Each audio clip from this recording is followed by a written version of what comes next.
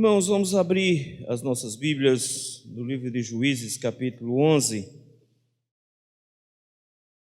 Livro de Juízes, capítulo 11, nós vamos fazer a leitura do versículo 1 ao versículo de número 28. Nós iniciamos hoje novo juiz. Semana passada nós vimos a situação do povo, em como o Senhor tinha permitido a destruição do povo.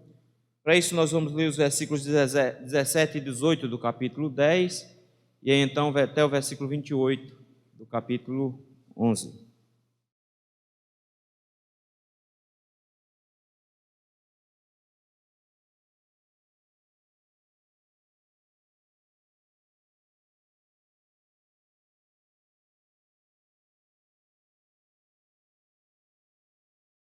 Diz assim a palavra do Senhor, versículo 17.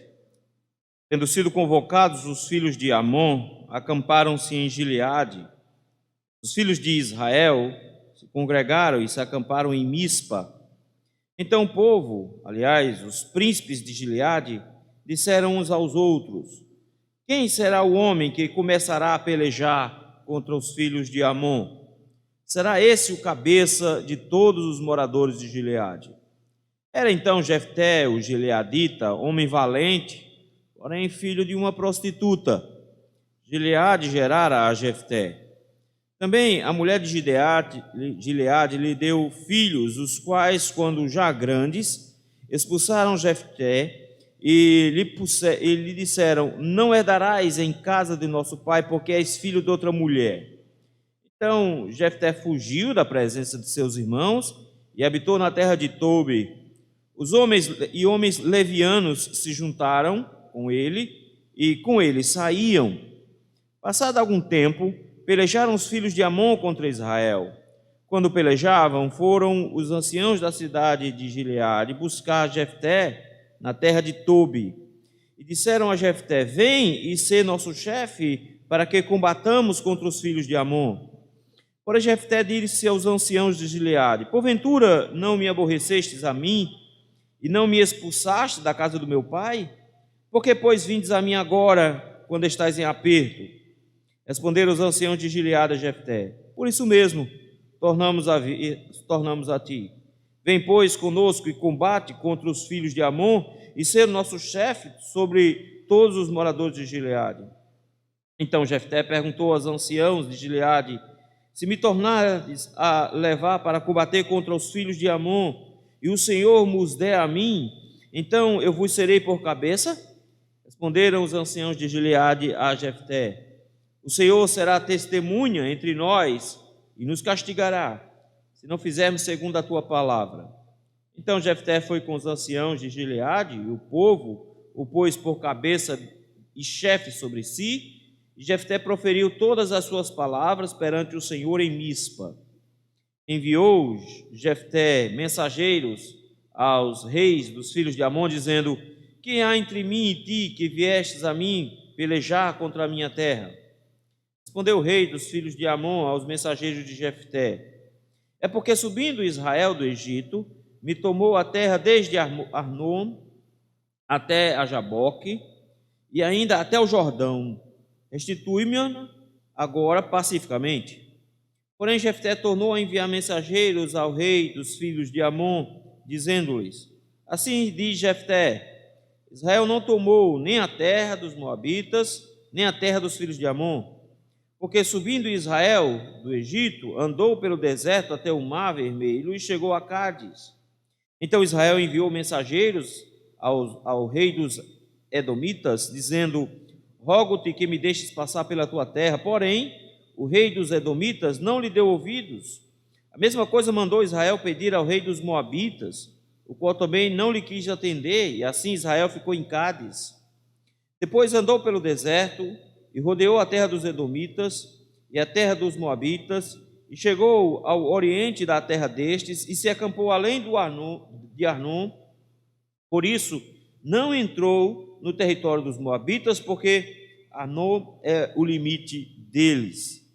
Mas Israel enviou mensageiros a Seom, rei dos amorreus, rei de Hesbom, e disse-lhe: deixa-nos, peço-te, passar pela tua terra até o meu lugar.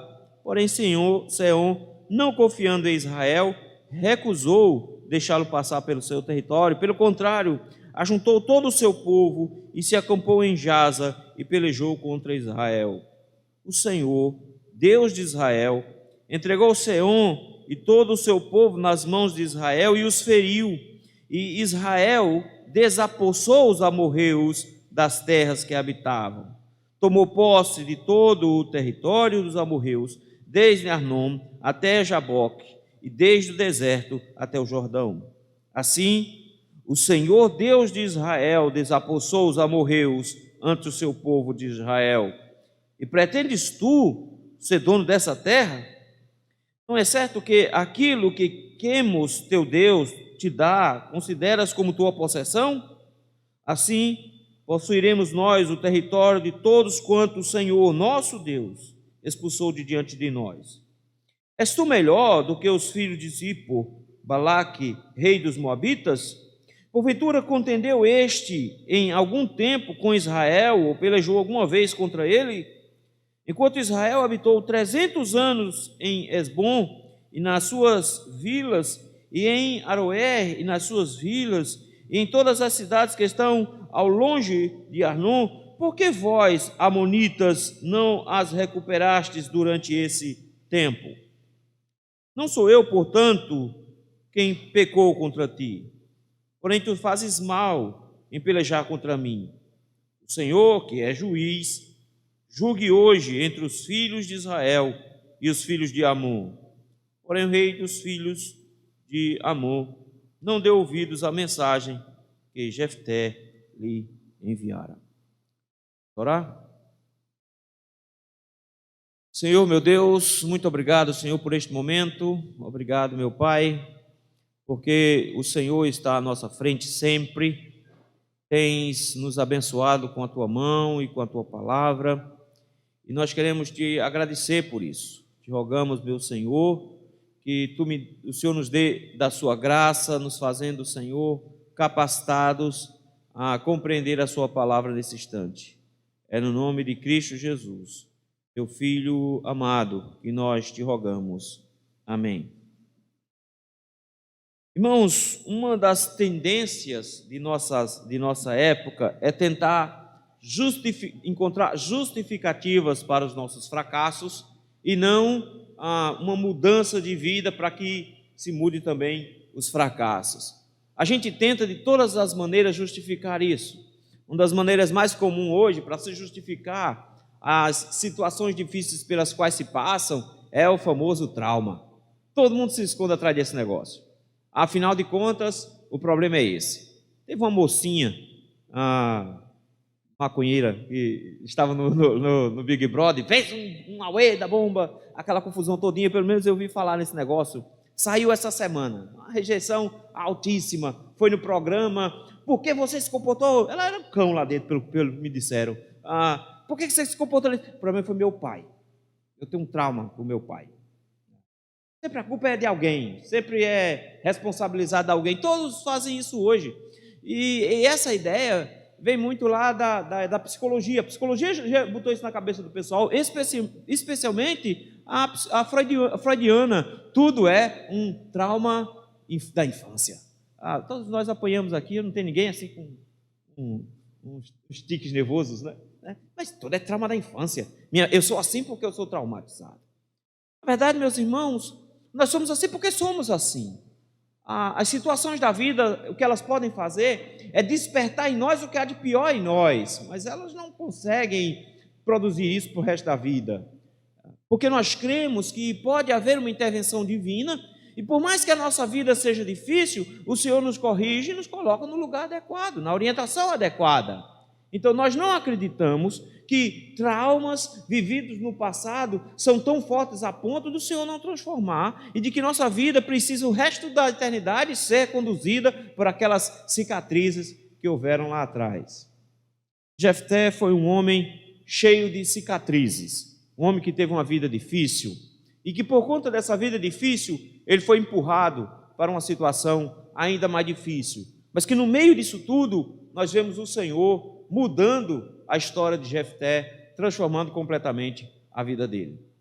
Desde Abimeleque, Israel não tinha se organizado mais.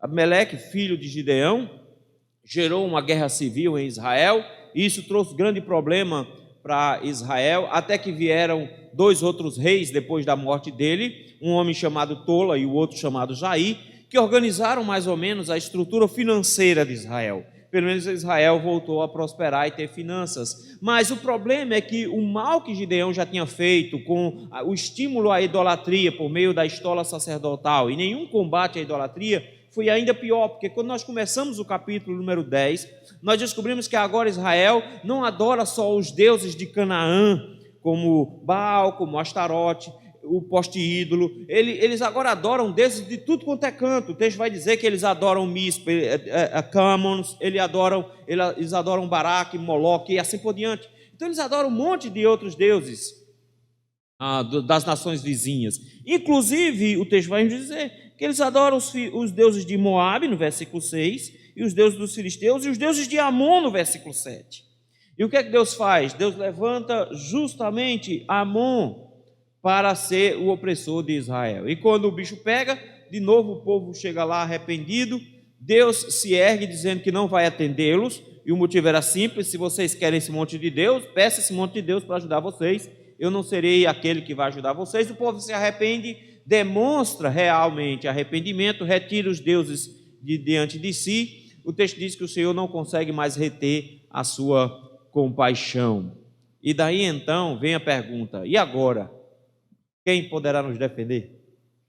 A expressão é que o povo de Amon se organiza, se junta contra Israel, nos versículos 17 e 18. E eles vão para a região próxima a Gileade. Israel fica próximo à região de Mispa. E agora a dúvida é: tem alguém que o Senhor vai levantar? Quem é que o Senhor vai levantar? E aí o capítulo 11 apresenta esse homem. Jefté, meus irmãos, não teve uma vida fácil. O texto nos diz logo de cara que Jefté era um gileadita. Ele era filho de Gileade, finalzinho do versículo 1. A gente não pode confundir o Gileade, pai de Jefté, com o Gileade que deu nome à região. A região de Gileade, ou a região gileadita, é de um dos filhos de Manassés, e não desse aqui. Esse aqui é um outro Gileade, então não confundam os dois. Esse era um Gileade que era descendente do outro Gileade que deu nome para a região. E esse homem teve alguns filhos, e entre esses filhos está Jefté. Mas o texto para explicar uma coisa importante sobre Jefté. A primeira coisa que o texto diz de cara sobre Jefté: homem valente, coisa boa, que bonito, né? Um homem forte, um homem destemido, um homem corajoso, filho de uma prostituta.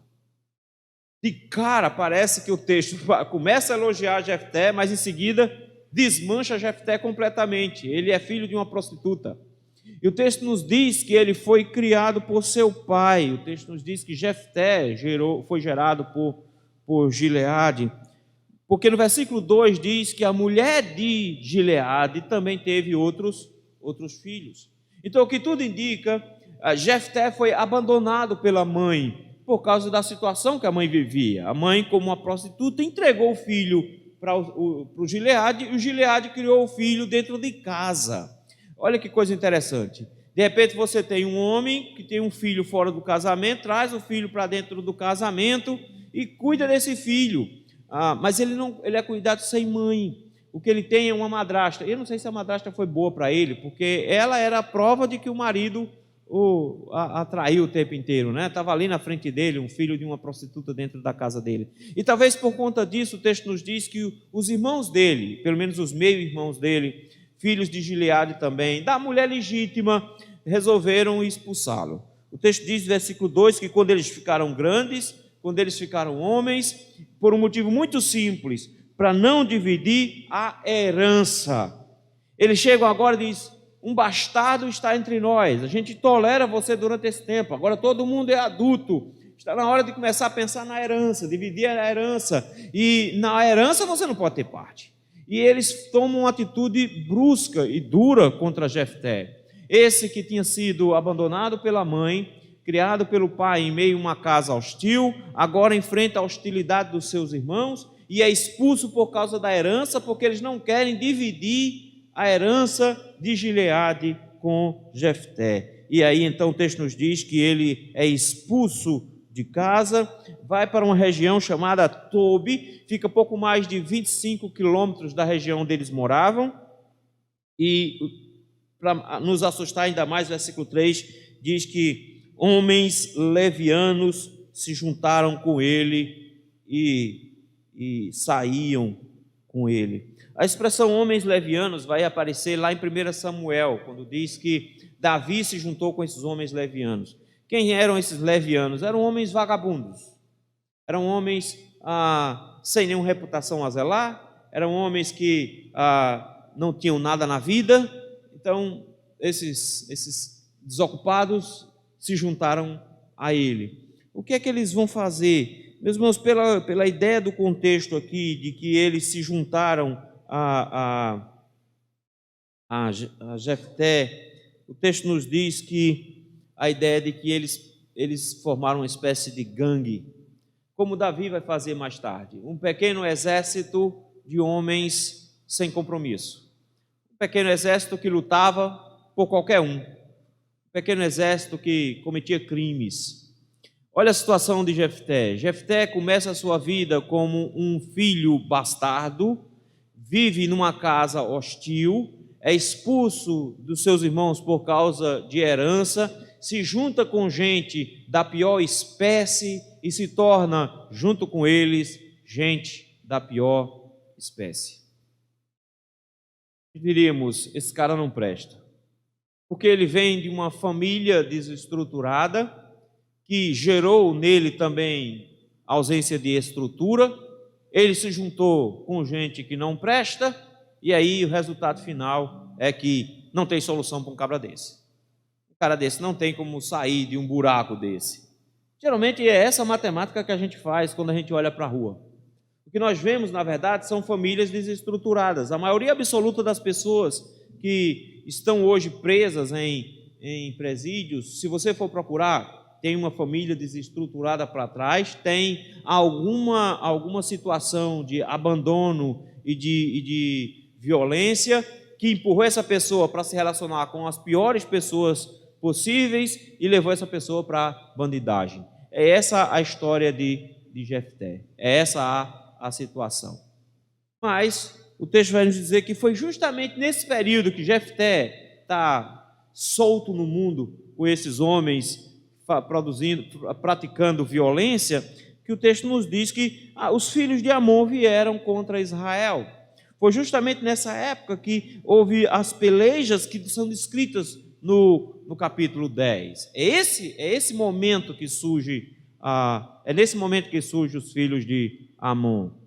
E aí acontece uma reviravolta tremenda, porque o texto nos diz que quando os gileaditas procuram alguém que os ajude, não tem quem os ajude. Ninguém vai ajudar.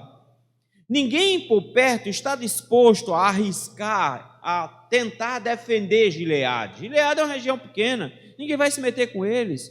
Na verdade, os amonitas tinham, inclusive, alcançado territórios ainda maiores. O texto vai nos dizer que eles tinham se expandido em direção a várias outras tribos. Por 18 anos, versículo número 8, eles se expandiram e avançaram nas regiões, versículo 9, de Judá, de Benjamim e de Efraim. Então eles tinham se expandido, não havia quem os defendesse. Os anciãos da região de Gileade tiveram uma ideia interessante. A ideia era: não tem homem valente aqui que possa enfrentar. Vamos procurar um que não teria escrúpulo nenhum em resolver esse problema. A tentativa dos anciãos de Gileade, na verdade, é de contratar uma milícia. E qual é a milícia que está mais próxima? Pelo menos uma milícia que seja conhecida. É justamente a milícia de Jefté. Ele é aquele que possui homens que estão acostumados com a guerra. Ele vive da violência, é disso que Jefté vive. Jefté vive de guerra, ele vive da violência. E o texto nos diz que eles então vão procurar por Jefté. Mas a resposta de Jefté é interessante. O texto nos diz assim, versículo 6: E disseram a Jefté: Vem e ser nosso chefe, para que combatamos contra os filhos de Amon. A proposta é boa. De cara, eles chegam para Jefté e dizem: Veja só, dinheiro não dá, mas a gente transforma você numa espécie de governador.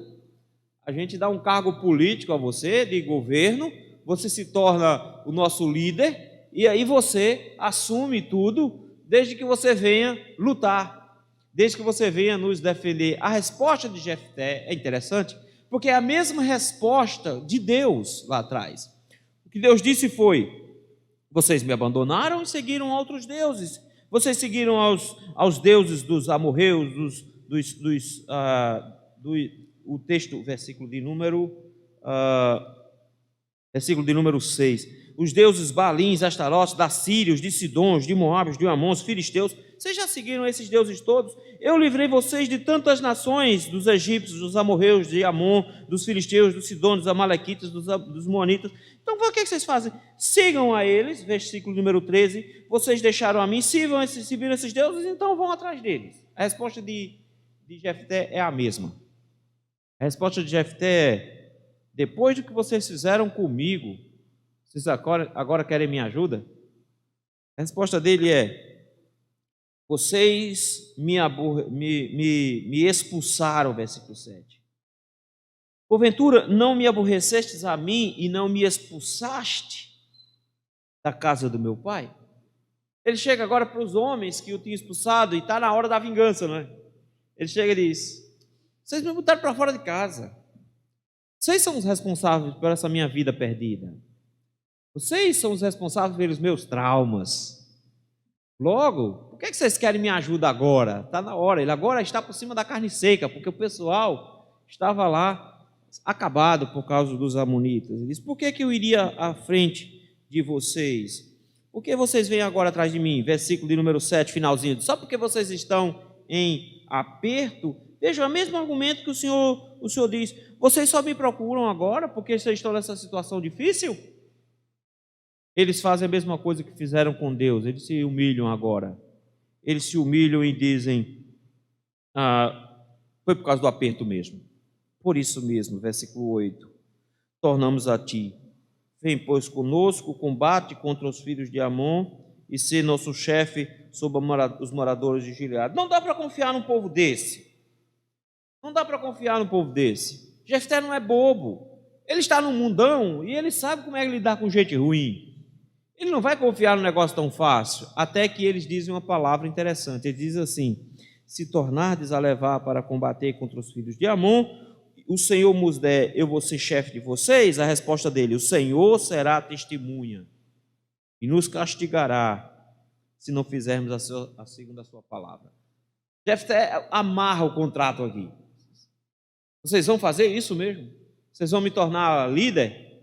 Eles tocaram num ponto importante para Jefté: a ambição de Jefté.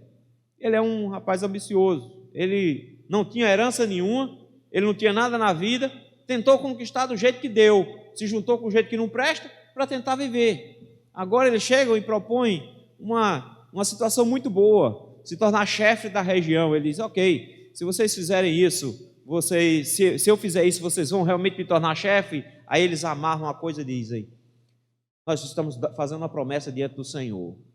É diante do Senhor. Se a gente não fizer isso, que o Senhor nos castigue. Jefté, eu confio na palavra de vocês. Que nada, Jefté faz um contrato. Versículo número 11. Não confio em ninguém, não. Ele faz um contrato. O texto nos diz que Jefté foi com os anciãos de Gileade e o povo o pôs por cabeça sobre chefe, e Jefté proferiu todas as suas palavras perante o Senhor em Mispa. Agora começa a mudar tudo. Porque de repente, meus irmãos, o Senhor acabou de escolher para si um juiz. E sabe o que é importante aqui? Você não vai encontrar nenhuma referência que o Senhor escolheu Jefté como juiz. Em nenhum momento o texto diz: o Senhor levantou Jefté, e o Senhor escolheu Jefté. Porque a ideia aqui é que o Senhor fique sempre nos bastidores. E ele consegue mostrar que em situações difíceis, onde as pessoas estão sendo desprezadas, descuidadas, elas estão sendo conduzidas para a perdição, o Senhor pode resgatar essas pessoas de lá de maneira natural e se utilizar dessas pessoas em seguida. O Senhor transforma um homem desprezado em meio à bandidagem, agora no juiz de Israel, e ele resgata esse homem do meio da perdição, e de repente nós encontramos um Jefté diferente, porque o Jefté que nós conhecíamos era um homem que tinha sido abandonado pela mãe, expulso pelos irmãos, tinha se juntado com gente da pior espécie. Nós encontramos um Jefté agora que conhece e entende e se posiciona na frente do Senhor, e o contrato que ele vai fazer com os filhos de Israel de se tornar o líder da nação é diante de Deus. Aqui nós temos um diferencial de Jefté. É que Jefté, ele teme ao Senhor. E ele não estava atrelado aos deuses da região. E que por isso mesmo o Senhor transforma completamente a situação de Jefté. Porque agora ele, de um desprezado, de um enjeitado, como se diz no interior, de alguém misturado com gente que não presta, o Senhor retira ele dessa condição e o coloca como juiz de Israel. Queridos, nós temos uma mania estranha de achar que o Senhor não é capaz de mudar a situação de determinadas pessoas. Nós olhamos para algumas pessoas e pensamos assim: esse daria um bom crente, e a gente costuma investir nessa pessoa. É uma pessoa de bem, é uma pessoa trabalhadora, é um bom pai, não vive bagaceira, então esse é um bom candidato para crente. Mas quando nós encontramos alguém que não tem essas condições, a gente fica logo de cara pensando: esse aqui não dá certo, isso aqui não vai nunca se converter, isso aqui é um desprezado.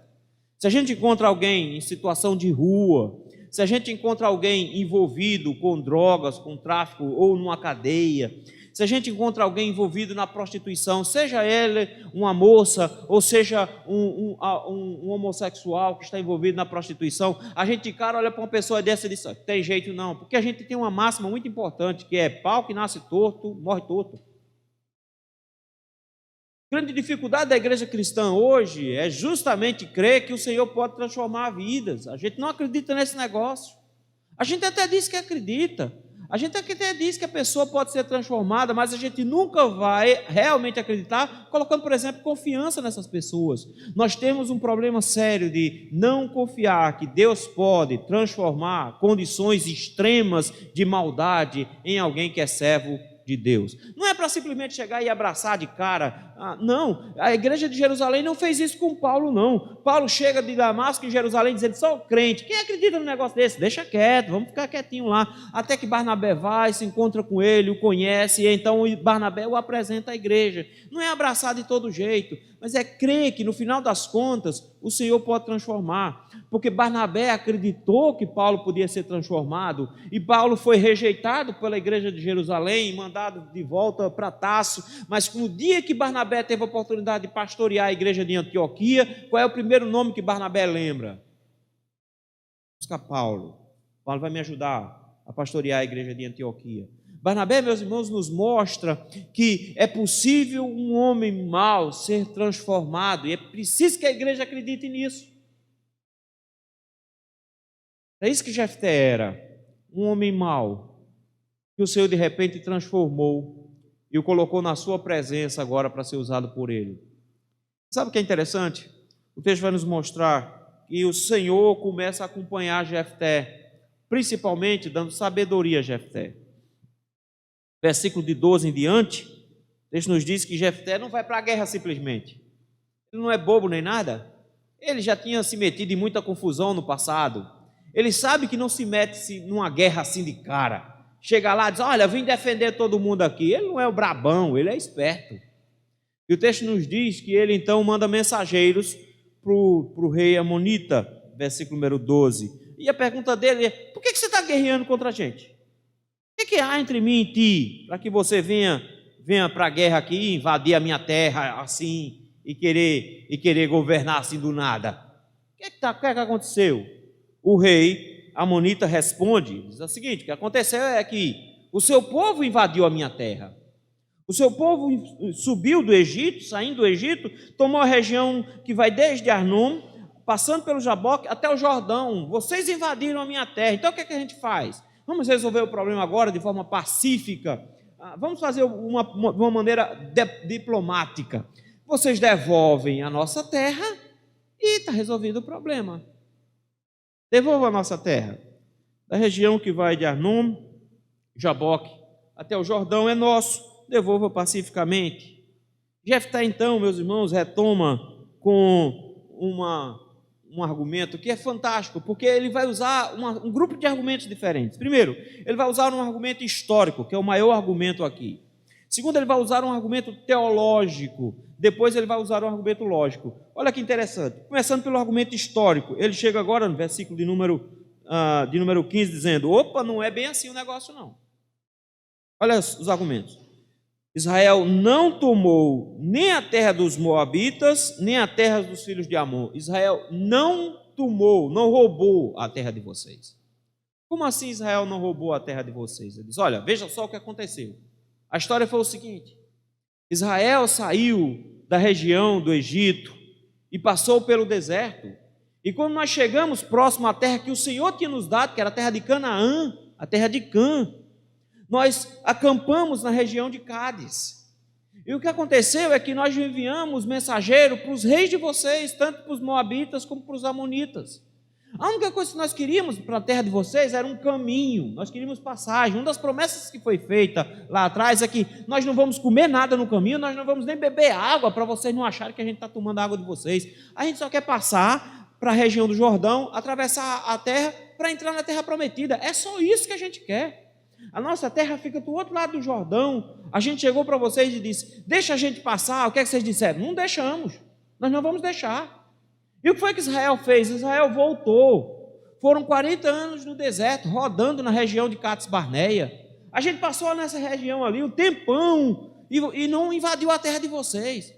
Quando passaram esses 40 anos, a gente foi entrar, a gente deu a volta na terra de vocês. Passamos por fora da terra de vocês, justamente para não invadir o território de vocês. E o que aconteceu é que nós acampamos lá do outro lado, perto da região de Gideão. E aí a gente mandou uma oferta para Seom, dizendo: olha, deixa a gente passar, a gente só precisa de uma faixa bem pequena de terra. A gente já rodeou tudo. Deixa a gente passar só nessa faixa pequena de terra, porque a gente precisa entrar na terra que o Senhor nos deu, na terra de Canaã. É só uma faixa de terra para a gente atravessar e chegar no Rio Jordão e passar, só isso. A gente não quer muita coisa, não. E o que foi que Seom fez? Seom não só não nos deixou passar, porque ele não confiava que a gente ia passar sem mexer com ninguém, não só não nos deixou passar, juntou um exército e veio contra nós. Ou seja, quem provocou quem? Não foi Israel que provocou Amon. Nós nunca provocamos vocês. Nós nunca chegamos na terra de vocês para tomar a terra de vocês. Pelo contrário, nós tentamos negociar a passagem por 2 vezes. Vocês não deixaram a gente passar. Pelo contrário, tentaram destruir a gente. Juntaram um exército com Seom e vieram contra nós. Olha a teologia de Jefté começando a aparecer no versículo 21. Ele diz assim: o Senhor, Deus de Israel, entregou Seom e todo o seu povo nas mãos de Israel. Israel desapossou os amorreus das terras que habitavam. Ele não chega aqui e diz: olha, eles foram lá, o Israel foi lá e venceu. Ele diz: não, você não entendeu agora. Nós não procuramos briga nenhuma vez com vocês. Esse é o argumento histórico. Nós nunca provocamos vocês. Mas no dia que vocês tentaram nos destruir, o Senhor derrotou vocês. O que ele coloca aqui é que o que houve foi uma guerra religiosa. E o motivo da invasão agora é teológico. Ele diz: foi o Senhor que nos deu. Foi o Senhor que venceu a Seom e foi o Senhor que nos deu a posse. Interessante, porque isso vai ser lembrado o tempo inteiro nos Salmos, de que o Senhor venceu a Seom, rei dos amorreus. E ele diz: e por conta disso, toda a terra dos amorreus se tornou a nossa terra. Versículo de número 22. Tomou posse de todo o território dos amorreus, desde Arnon até Jaboque e desde o deserto até o Jordão. Ou seja, a terra que você diz que é nossa, foi o Senhor que nos deu por culpa de vocês. Vocês não nos deixaram passar, a gente só queria passagem. Vocês resolveram lutar contra nós e Deus derrotou vocês e deu a terra a nós. Isso é um bom argumento? É sim. É tanto que ele repete no versículo 23 o mesmo argumento. Isso é um argumento teológico. Um argumento que não só Israel defendia, mas qualquer nação daquela época defenderia também. Olha o versículo 23.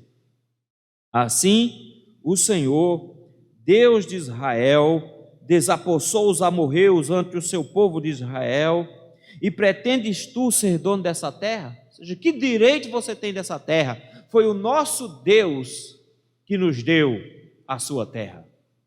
Foi o nosso Deus que nos deu.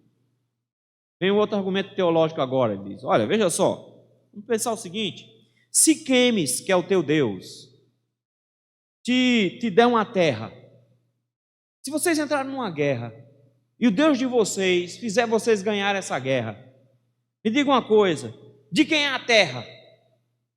A resposta era óbvia, o Deus que desapossa o povo vizinho, está tomando aquela terra e dando para você.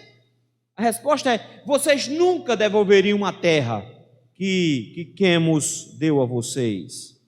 Daí então, versículo 24, assim, possuiremos nós o território de todos quantos o Senhor nosso Deus expulsou diante de nós. Está dizendo aqui, existe um motivo teológico com direito adquirido. Vocês têm um motivo teológico, nós também. Uma das regras que regem o mundo na época é, quando um Deus entrega o povo vizinho nas mãos de vocês, e vocês tomam a terra foi um presente desse Deus. Ninguém pode tomar essa terra é nossa. Aconteceu isso conosco. Você não pode chegar agora dizendo que a terra é sua. A terra não é sua, porque o nosso Deus nos deu. Olha que interessante, não sei se vocês notaram mais. Primeiro, Jefté conhece a história. Numa época que todos eram ignorantes com relação a Deus e a sua palavra. O próprio livro de Juízes vai dizer que o povo não conhecia. O povo tinha esquecido do que o Senhor fez. O texto já começa no livro de Juízes dizendo que o povo esqueceu do Senhor, esqueceu de Josué, esqueceu de como o Senhor deu a terra. Eles esqueceram, mas Jefté, não. Jefté conhece a história de Israel. Numa época de ignorância, Jefté tem conhecimento. Sabe o que mais? Numa época de falta de fé, Jefté confia no Senhor. Ele confia em Deus. E ele estabelece sua confiança no Senhor, primeiro dizendo, se o Senhor me der a terra, se o Senhor me der a vitória. Mas agora ele chega e diz, foi o Senhor que lutou o tempo inteiro. Não foi o povo que lutou, foi o Senhor que lutou o tempo todo. Vocês não têm direito sobre a terra, porque o Senhor nos deu a terra. E agora vem um argumento final, onde ele vai usar um argumento lógico. E ele diz o seguinte, vocês sabem que nós estamos certos. O Senhor expulsou vocês. No versículo 25 ele diz, és tu melhor do que o filho de Zippor, Balaque, rei dos Moabitas? Ele diz, o que vocês acham? Vocês acham que são melhores do que os Moabitas? Por quê? Ele diz assim, porventura estendeu este em algum tempo com Israel, ou pelejou alguma vez contra ele? Ele diz, do mesmo jeito que Deus deu a terra que vocês querem para vocês, tomou de Moabe e nos entregou, Deus também tomou a terra dos Amon e nos entregou, Deus também tomou a terra de Moabe. Tomou do mesmo jeito. Agora, duas coisas aqui. Primeiro, quando foi que eles se levantaram contra nós para pegar a terra de volta? Nunca. Por que eles sabem que o nosso Deus derrotou o deles e a terra é nossa? Segundo, por que vocês nunca se levantaram para defender eles? Versículo de número 26. Israel habitou 300 anos em Esbom e nas suas vilas, e em Aroé e nas suas vilas, em todas as cidades que estão ao longo do Hermon. Por que vocês, amonitas, não recuperaram durante todo esse tempo? Ou seja, são 300 anos. Ele está contando desde a época de Josué para cá. Ele não está contando só o período do juízo. Ele está contando desde a época que o povo saiu do Egito. Ele diz, faz 300 anos que a terra é nossa. Só agora vocês querem de volta? Só agora vocês querem de volta? E aí então vem o ultimato dele. Versículo número 27. Não sou eu, portanto, quem pecou contra ti. Ou seja, a culpa não é minha dessa confusão toda. Não sou eu que pecou contra ti. Porém, tu fazes mal em pelejar contra mim. Você está errado de se levantar contra mim. O Senhor, olha a expressão, essa aqui é a parte mais importante do texto. O Senhor que é juiz. O texto não diz que Jefté é juiz. O texto não diz que o Senhor levantou Jefté. Mas o texto para aqui para Jefté dizer: o Senhor que é juiz. E ele que é juiz, julgue hoje entre os filhos de Israel e os filhos de Amon. Ele está dizendo, vai acontecer a mesma coisa que aconteceu quando nós estávamos lá tentando entrar na terra com vocês. Que o Senhor julgue e diga quem tem razão nesse negócio. Isso aqui é uma declaração de guerra. Ele está dizendo, se vocês quiserem guerrear, o Senhor vai provar que vocês estão errados. Ele confia plenamente no Senhor. É claro que os amonitas, eles cometem o mesmo erro de antes. Lá atrás, Seom não deu ouvidos à palavra de Israel e tentou guerrear contra Israel. Versículo 28 repete: os reis dos filhos de Amon não deu ouvidos à mensagem que Jefté lhe enviara. E aí, de repente, nós descobrimos que vai iniciar-se uma guerra. Queridos, um homem nas piores condições de vida, de repente tem da parte de Deus sabedoria a ponto de conhecer a Deus como Deus age, conhecer as Escrituras Sagradas e agir de forma correta diante dos seus inimigos. O Senhor não só pode resgatar aqueles que foram desprezados, como o Senhor pode usar aqueles que foram desprezados. Bonito nisso tudo aqui é que de repente, de uma hora para outra, Jefté, de um companheiro de vagabundos, filho de uma prostituta, um homem sem herança, se torna alguém que conhece a Deus e diz: eu conheço como é que Deus age.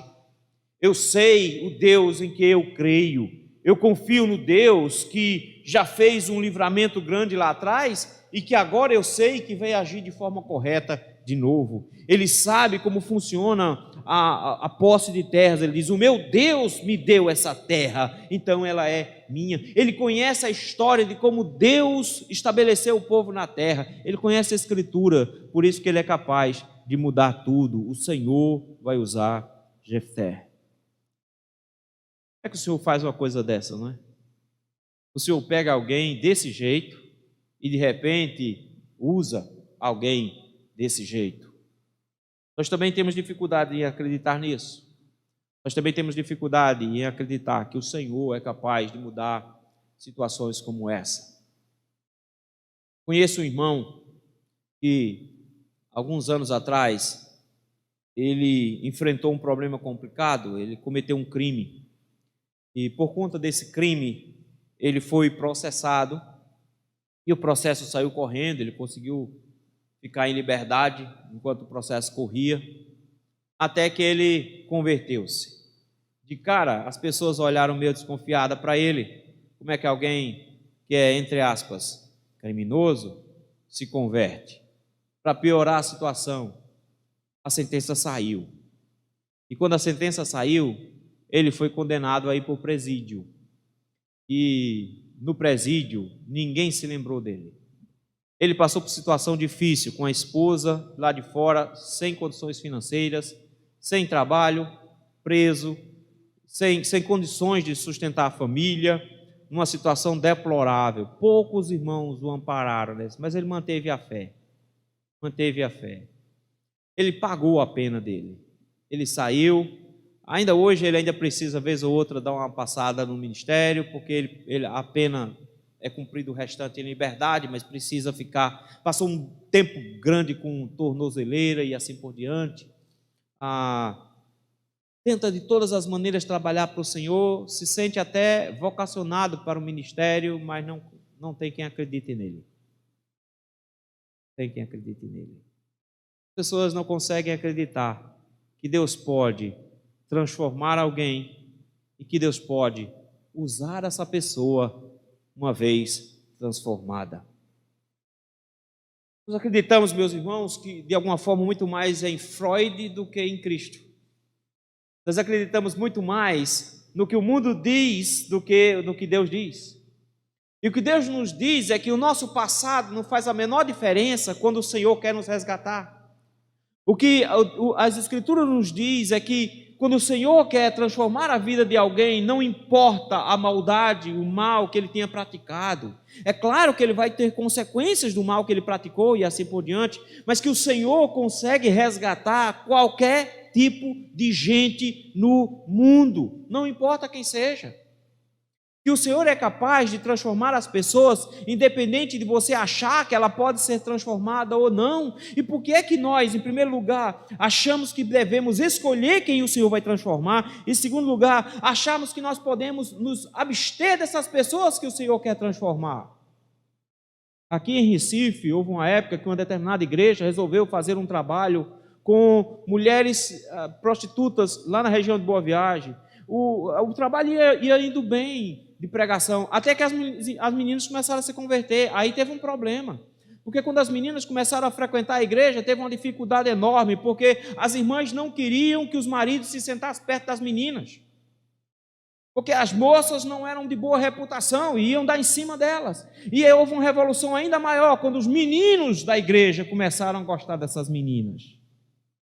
Nenhuma mãe acatou. O trabalho foi encerrado. As meninas foram mandadas embora, de volta para Boa Viagem. Nós não acreditamos em conversão. Nós não acreditamos como deveríamos. Nós achamos que determinadas pessoas deveriam ouvir o Evangelho, contanto que elas fiquem lá. A gente vai lá, dá comida e volta. A gente vai lá, prega para elas e volta. Mas, contanto que elas não se convertam, está tudo bem.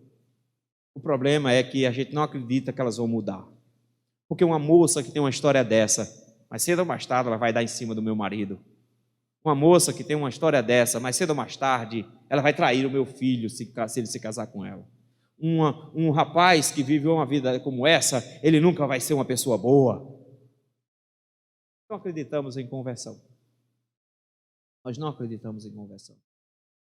Isso fica ainda pior, porque nós não acreditamos que o Senhor possa usar pessoas que tiveram uma história ruim.